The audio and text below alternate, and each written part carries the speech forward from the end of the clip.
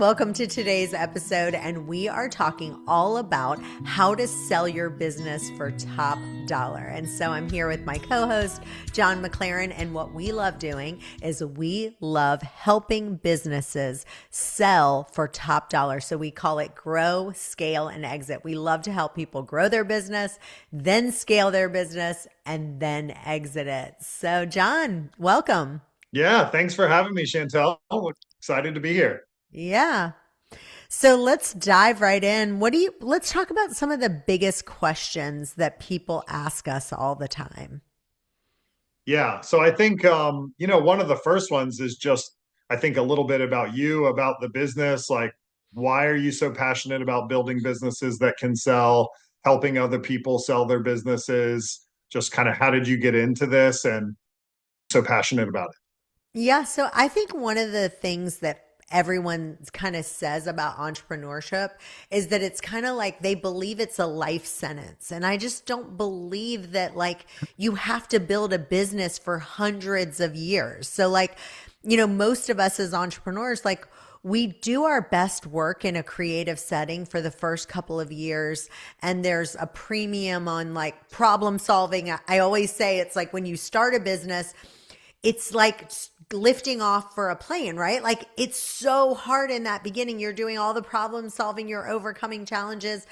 And then once a business reaches a few million in annual revenue, might be someone better fit to build it because sometimes you get exhausted. And, a lot of what we did, we built that business on inertia and we end up kind of creating something. And, there's a guy here in Tampa, Florida, and he built a brewery and, he really did it great. He built it. He then built a second location. And, once he did that, he was like, you know what? I'm out. Like I've done what I've done. I've built it. I've done it. I'm ready to sell it. And so we need to make it okay that a lot of these podcasts out there is like, you need to run this company before you die. And I want Yeah, to get rid of that. What do you think? yeah, exactly right. The psychology of a small business owner, they're not getting into it originally to scale it and sell it. It's their passion project in a lot of ways, or at least it's something that they're very competent in. They get into it thinking, I'm going to build this thing and I'm going to be in it long term. And there's not a thought in the world about their exit strategy. And so I think this is a great forum to express that even if you're not planning an exit strategy at this point, start to think about it in that way. Start to have a little bit of thought about how you could maximize your exit along the way. And if you never exit, you've probably made your business better by maximizing your exit strategy, even if you stay with it. So I think you're absolutely right. Nobody thinks of it in that way, and they really should, even if they plan to own it long term. Yeah, absolutely.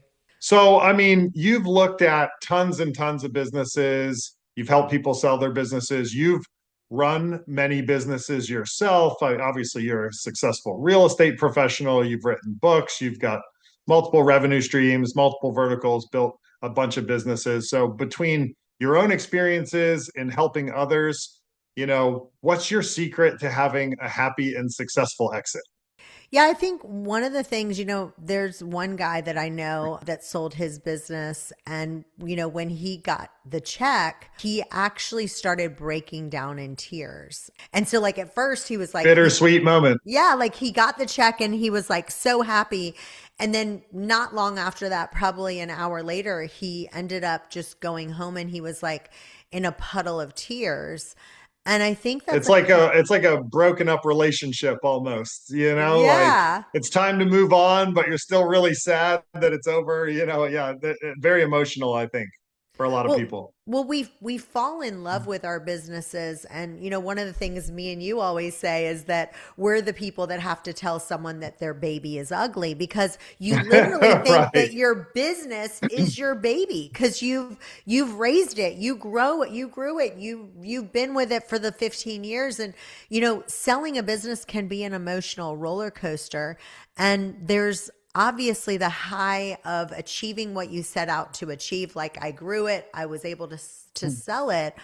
But at the same time, there's something that I call the dream factor, and then it's the dread factor.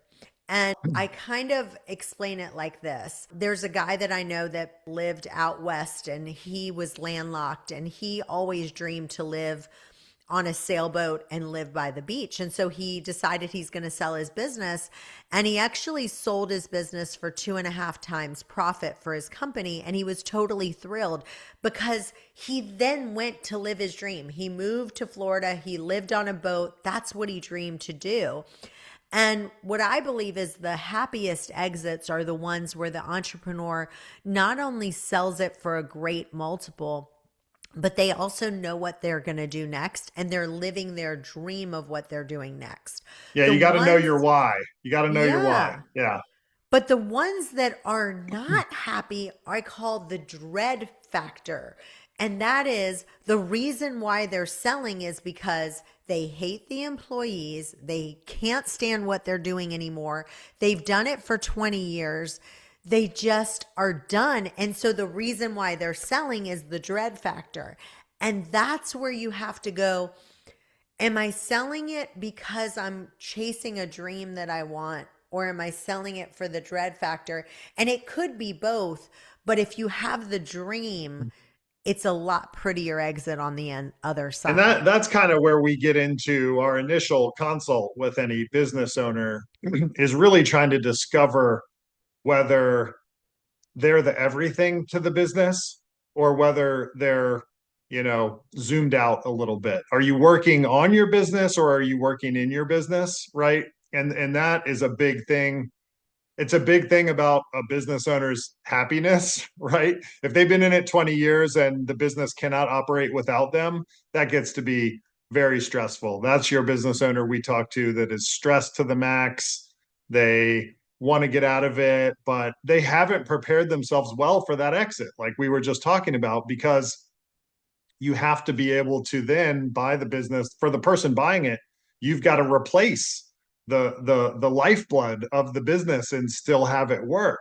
Whereas somebody who's moved to working on their business, that person is honestly very replaceable, right? Because the business operations are all handled by other people besides the business owner, and somebody can replace them without knowledge of the industry or really anything else, and that business will keep on smooth sailing after the exit. So that's one of the big things that we're trying to get to the bottom of in that initial consult is like, which one of those business owners are you? Absolutely, for sure. The next question I have for you is what every entrepreneur is kind of asking. How much am I going to get for my business? What's a good multiple for different types of businesses, e-commerce, service-based businesses? We come from the real estate world, so maybe a real estate business, a mortgage business, some type of service industry. And so is it a different multiple for each sector? What should I expect when selling? And how much does it matter whether I'm that entrepreneur that the business revolves around or the one who is zoomed out and operations can take place without them? Yeah, so the one that gives you the highest multiple, I mean, the multiples are crazy. We're talking about 10 times values and stuff like that. But the best example I can give you is there's a guy named Jay Steinfeld. He built a company called blinds.com. And, he created blinds.com and he actually became the number one blinds company in America. And, one of the things they did is they created a way to install blinds in it's complicated to do blinds because you got to make sure you measure it right. You got to pick the color. There's lots of complexity Yeah, to it's it. a product and a service. Yes, it Yeah. is. And so when they decided to sell, the person who ended up buying them was Home Depot. And the reason why they got such a high value for blinds.com is because Home Depot wasn't number one in blinds. Of course, they wanted to be number one, but they were doing, what they wanted is, first of all, blinds.com was doing about 100 million in revenue. Blinds.com was doing 100 million in revenue. Home Depot was doing nowhere close to that. And So Home Depot has always struggled to solve the service side. They've yes. got the product side dialed, but they can't figure out how to monetize the service side. People walk in there to buy things and they want to help them get them installed if they don't want to DIY it, but they can't figure that out. So yeah, that's But interesting. not only do they want to get the service side more efficient, they also wanted to get the online e-commerce part to work because Right. they were still doing everything via brick and mortar. And so the main reason why Home Depot bought blinds.com is because they thought, okay, I need to learn Jay's secret sauce for how to sell complicated products that need to be installed on a website. So that's the knowledge that they really wanted. So that's why he sold it for such a high multiple. And so this is what we call a strategic acquisition. And so when there's a strategic acquisition, you're going to get such a higher multiple. And I think that if you think about this, Home Depot, they kind of cared about being number one in the blinds category, but not really. That wasn't their strategic thing. They wanted to go, look, we've got all these other things that we need to be able to sell online. Look at how much money we could save if we didn't have to have everybody coming to the brick and mortar, and we Yeah. could figure out what their secret sauce is. And so that was the proprietary knowledge that they wanted to learn. So if you can have that, that's when you get that 10 times multiple. So that's where you're going to get a 10 times value or even more when you have a strategic partnership. And I think that that brings us back to what we were talking about earlier about what type of business are you, right? Because blinds.com doing 100 million in sales, they've got bigger companies that feel like they can learn something from them, can grow that business. And so on that side of things where it's like everything is perfect and you're going to be acquired by a huge national brand, a publicly traded company, you could be looking as high as a 10 times multiple. Although I would say those businesses probably trade more in the 6 to 8 range, and 10 is kind of the outside. If you've got a business like that, we might have a lot of listeners though who they want to sell their chain of 3 nail salons or something much smaller than a blinds.com, and I would say that those could range honestly from a 1 times multiple if it's a very small business, service based, everything revolves around the owner. There's no employees, right? Like I had one on the other end of that spectrum. I had one about 2 years ago. It was in the real estate space. We knew the guy because he had been servicing our real estate company for a long time, and he did the signs for us, right? A real estate agent gets a new listing, they call this guy, his company comes out, gets Miss Utility to mark the grass, they put the post sign in the yard, they put our sign up so that we've got our marketing out there for the signs, right? And we look at his business, and he's doing about $25,000 a year in gross sales. He's got this yard full of hundreds of these 4x4 post signs, and he has no employees. He does everything himself. And he's like, well, what do you think this business is worth? And it's almost like pretty much nothing. I mean, we listed it for sale for 30,000 to begin with. It was a little over a 1 times multiple. We ended up at 15,000 before we pulled the plug because our buyer had to be somebody who wanted that job, Yeah. right? They wanted to grab the post signs from his house and bring them to their own house. They wanted to start receiving the calls and doing the routes and installing the post signs themselves. Every call I got about it was somebody who didn't want to do that. They wanted to hire a $20 an hour employee to do it and take the money that was left over, the profits, and there wasn't any. You had to do it yourself, right? So that's the other side. Your blinds.com example was the perfect business, so for the highest possible multiple. And this other one was the other side of it, right? The one that's very difficult. Like you had said in the beginning, we got to tell you your baby is ugly. And we've Yeah, been and doing that. Yeah. yeah, my new example that I love to give is because my son loves baseball. And so I talk about like, okay, are you in the little league? Are you in the major league? Are you in, professional?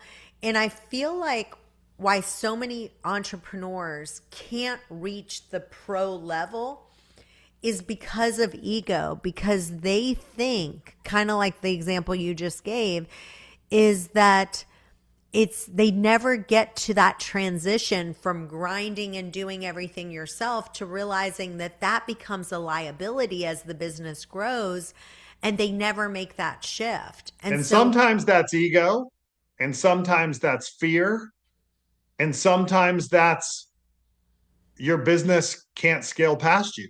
You know, that you sometimes you got to realize when you've started a business that can't scale beyond you, and you probably need to put your entrepreneurial endeavors into something new. You know, it can be any of those. Like I think the sign business, for instance, I don't know if he could have grown that to 4 or 5 times the size and had an employee and kind of just answered the calls and did you know entrepreneurial work only and had a successful business. I don't know if that is possible in that business, right? So you sometimes you got to have a real frank conversation. Is your business able to move beyond you? Or is it ego? Is it fear? Or is it just a bad business endeavor that's got you stuck? yeah, so one of my favorite lines is that revenue is for vanity, profit is for sanity. But now that I'm doing business brokering, I've kind of changed it a little bit to say revenue is vanity and value is sanity. And it's because I heard on this podcast where this business owner, he built a $15 million company in revenue and he sold it for about 25% of 1 year's revenue.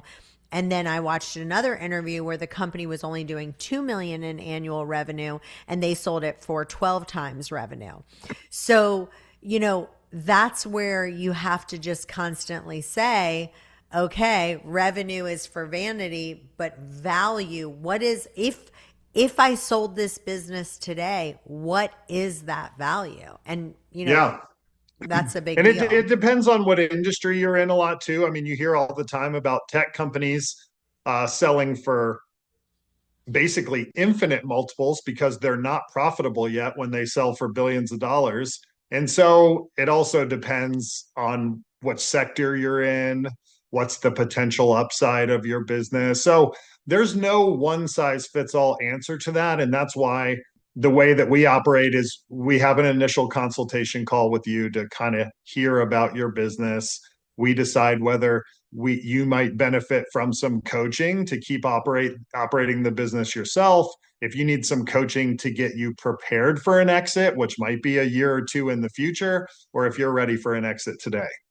Well, and the number one thing that we coach people on, and we've been able to do it over and over, is we've been able to coach people on how they can add recurring revenue. Because Mm-hmm. the number one thing of any business, it doesn't matter if it's an e-commerce business where maybe there's no recurring revenue, but the biggest thing is every dollar of recurring revenue is worth significantly more than transactional revenue.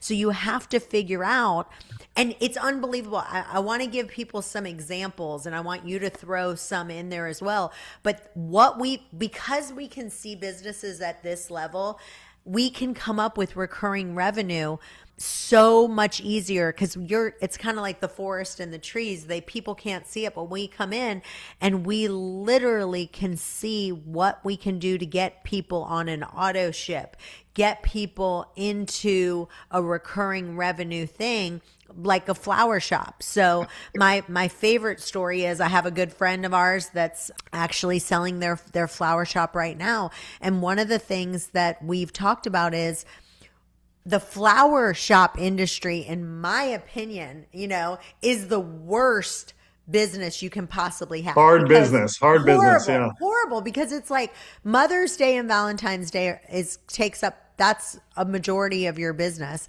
And literally the traditional flower shop throws out about 60% of their inventory because the flowers spoil. And Yeah. so now we've helped companies where the flower shop can change it to where it literally puts it on a subscription model to where you sell to just hotels, where 5-star hotels, they buy fresh flowers all the time. And guess what?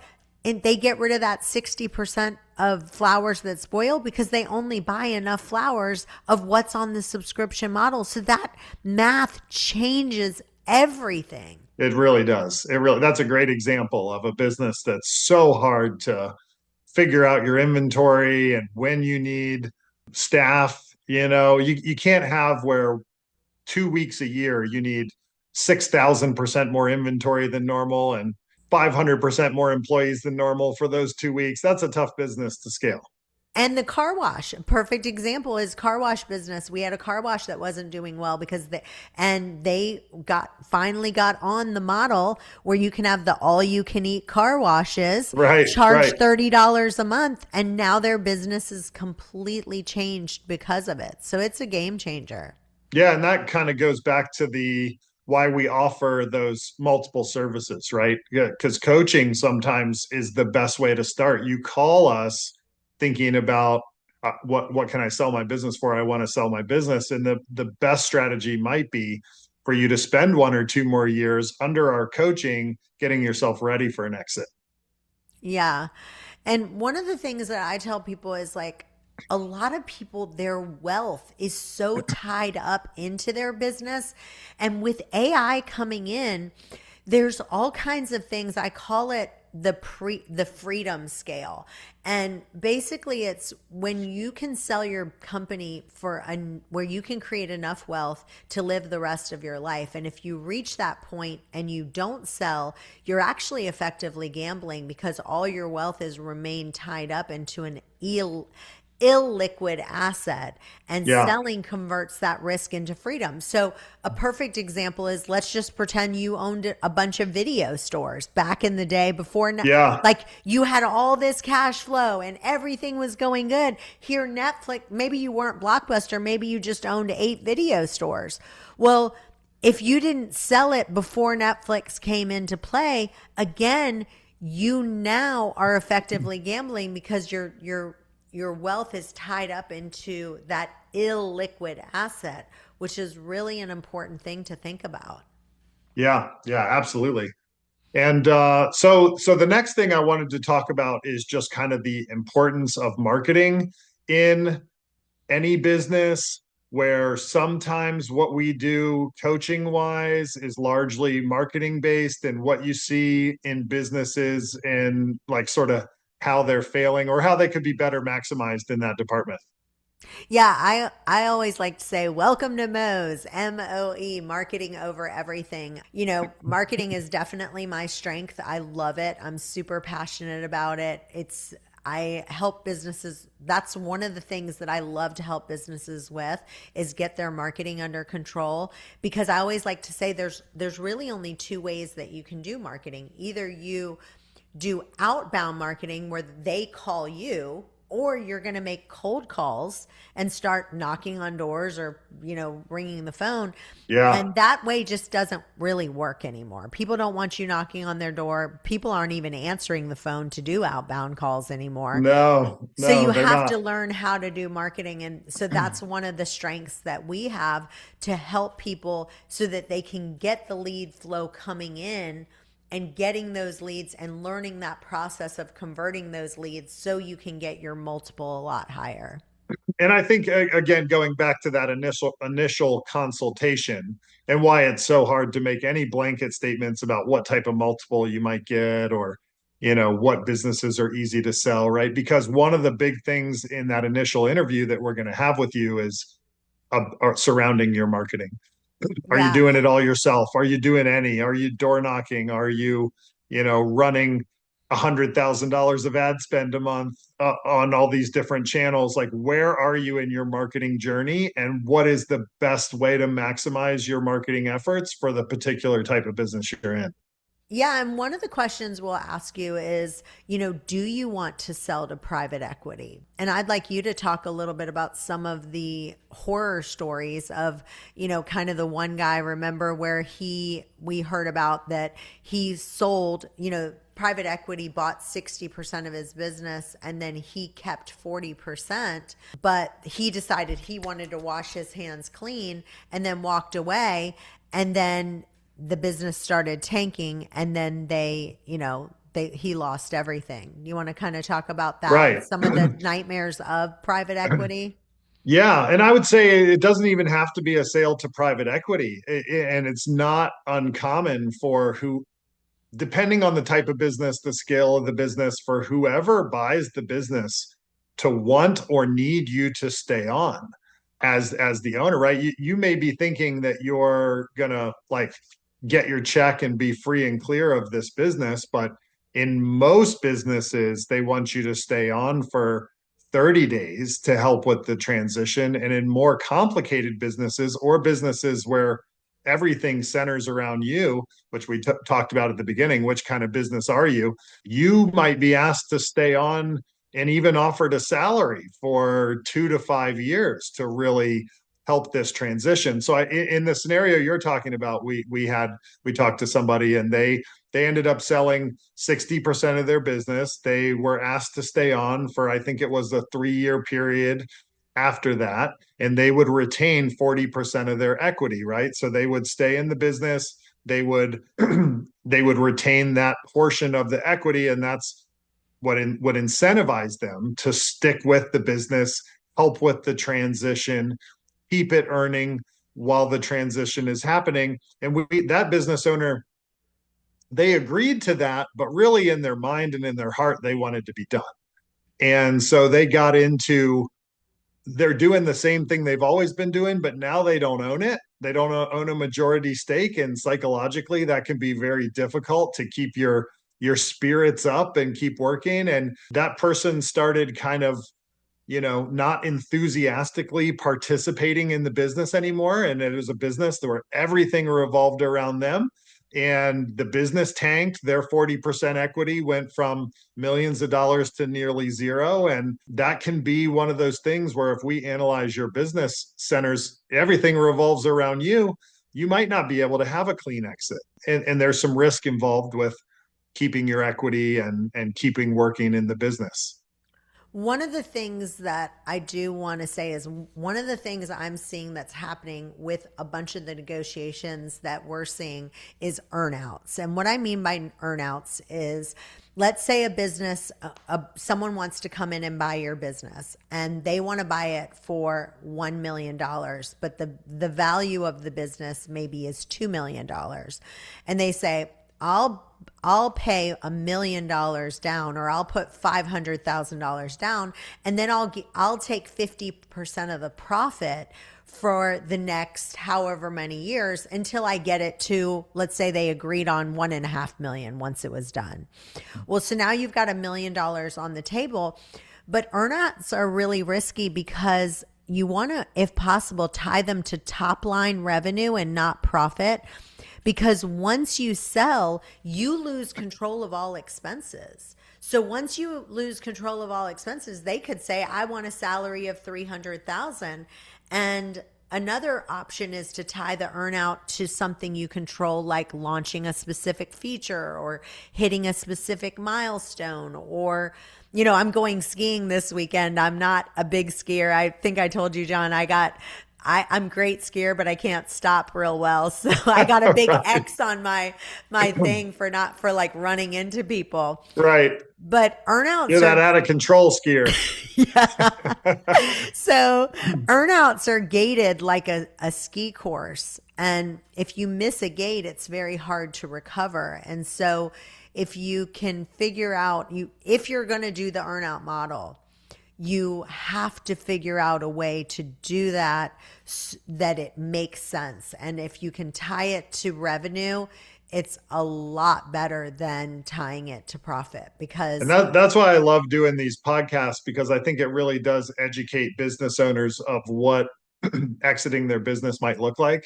I think most people who aren't, running $20 million businesses and have all these lawyers and accountants and people who have been guiding them along the way. But your smaller businesses, I think most of those people think, I'm going to list my business for sale. Somebody's going to write me a check and I'm going to be done. Right. And that's the way it works. But that's not always the way it works. And it maybe not even often the way that it works, because you're right. I mean, they're going to want you to stay on to help operate and smooth the transition. They are going to want to propose some money down and some of it seller financed, or some of it you retain some equity, or all the things we just talked about. There's a lot of different ways that a business sale can transact, and a lot of different proposals that you might get that are out of left field to you if all you've been doing is, running your flower shop for the last 10 years and this really isn't your area of expertise. So we want to educate people and have them not shocked by the different ways that